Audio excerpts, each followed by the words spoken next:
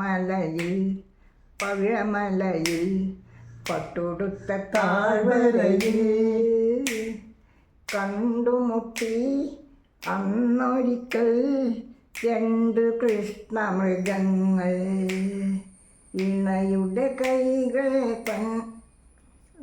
ഏതായാലും അത്രയെങ്കിലും ഓർമ്മിച്ചിട്ട് പിന്നെ രോഹിണി ഇളയമ്മ പാടുന്നതന്നെ. രോഹിണി ഇളയമ്മ ഞാൻ പണ്ട് വിളിച്ചുകൊണ്ടായിരുന്നു ചെറുപ്പത്തിൽ. അതിൻ്റെ വിശേഷങ്ങളിൽ പിന്നെ പറയാം.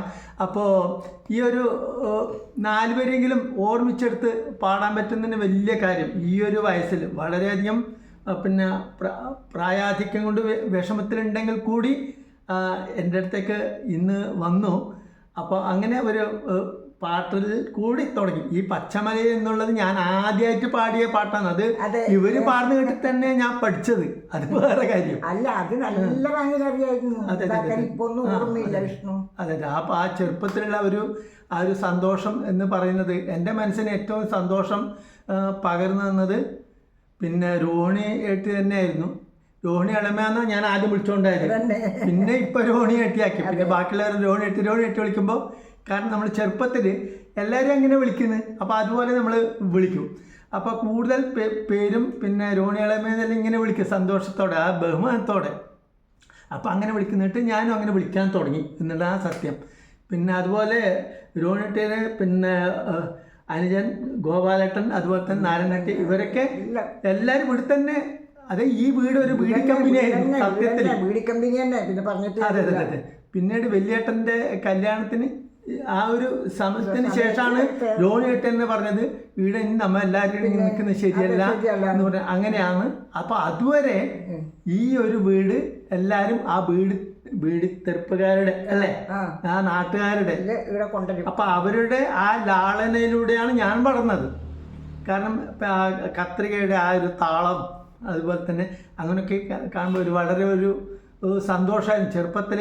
പിന്നെ എനിക്ക് നടക്കാൻ പറ്റാത്ത ഒരവസ്ഥയുണ്ടായിരുന്നു. 2 കാലും മോട്ടായിരുന്നു. മോട്ടൻ തന്നെ എല്ലാവരും വിളിക്കുന്നത്. അപ്പോൾ ആ ഒരു അവസ്ഥയിൽ പിന്നെ അമ്മയ്ക്കും കാലിന് പ്രശ്നങ്ങളുണ്ടായിരുന്നു.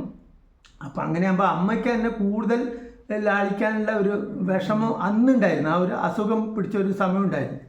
അപ്പം ഒട്ടന്റെ സാധനം കൊണ്ടിരുന്നു പപ്പന് കൊടുക്കില്ല. ഹോട്ടലുണ്ടായിരുന്നു അച്ഛൻ. അതെ അതെ. അപ്പോൾ പപ്പൻ വയ്യത്തും പപ്പ എന്ന് പറയുന്നത് എൻ്റെ വലിയേട്ടൻ പത്മനാഭ ഭട്ട്, പിന്നെ മൂത്തേട്ടൻ നാരായണ ഭട്ട്. അപ്പൊ നാരായണ ഭട്ടിന്റെ ഭാര്യയായിരുന്നു പിന്നെ ഇന്ദിരേട്ടി.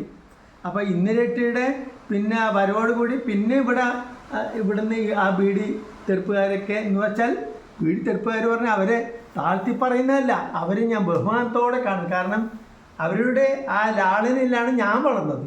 അതുകൊണ്ട് തന്നെ അവര് പിന്നെ ഞാൻ എപ്പോഴും മനസ്സിൽ സ്നേഹിക്കുന്നുണ്ട്. അതുപോലെ തന്നെ അപ്പൊ ഈ രോഹിണിയേട്ടിയുടെ വിശേഷം അങ്ങനെയാണ്. ആ ഒരു പച്ചമലയിൽ ആ പാട്ട് ഞാൻ കേട്ട് അങ്ങനെ പഠിച്ചിട്ടാണ്. അപ്പൊ അന്നേരമൊക്കെ റേഡിയോയിലാണല്ലോ പാട്ട് വെക്കും എല്ലാവരും. പിന്നെ ബീഡി തെറുപ്പ് ആക്കിക്കൊണ്ടിരിക്കും. അങ്ങനെയൊക്കെ ആയിരുന്നു സംഭവങ്ങൾ. അപ്പോൾ എനിക്ക് പിന്നെ അതുപോലെ തന്നെ രമേശൻ, ദിനേശൻ, രാജീവൻ എന്നൊക്കെ പറഞ്ഞ അപ്പോൾ ഇവരെ കുടുംബത്തിലുള്ളവരെ, അപ്പോൾ അവരുടെ പിന്നെ എല്ലാവരും ഇവിടെ വരും. അവർ വന്നിട്ട് നമ്മളൊക്കെ ഇങ്ങനെ കളികൾ കളിക്കും. അതുപോലെ തന്നെ സുരേശൻ, അതുപോലെ തന്നെ ഇപ്പുറത്തെ പുരുഷോത്തമൻ. അപ്പോൾ ഇവരൊക്കെ മറക്കാൻ പറ്റില്ല. തമ്പായിട്ടിനൊന്നും മറക്കാൻ പറ്റില്ല.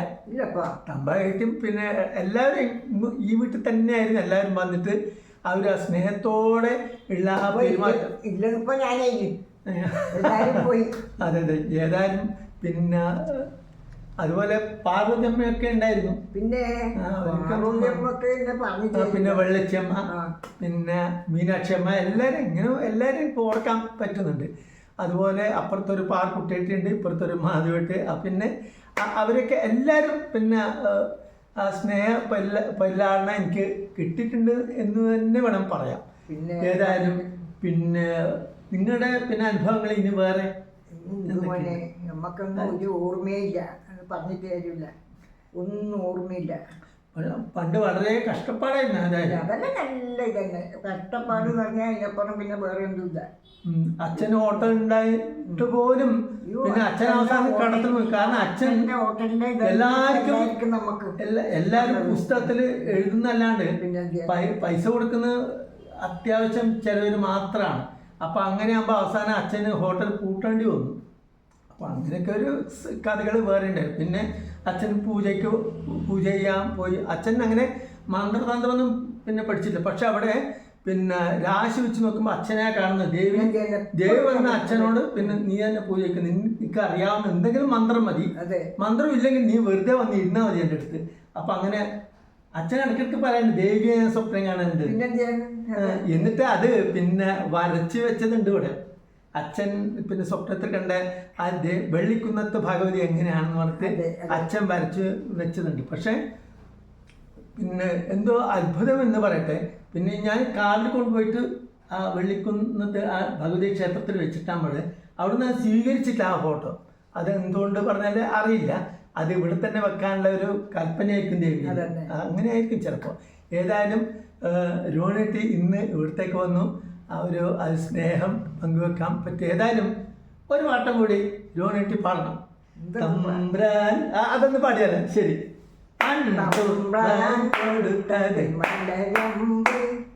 തമ്പ്രാട്ടി പിടിച്ചത് പൂങ്കൊമ്പ്, ദാഹിച്ചു മോഹിച്ചു തപസ്സിരുന്നു, തമ്പ്രാട്ടി പിടിച്ചത് പൂങ്കൊമ്പ്.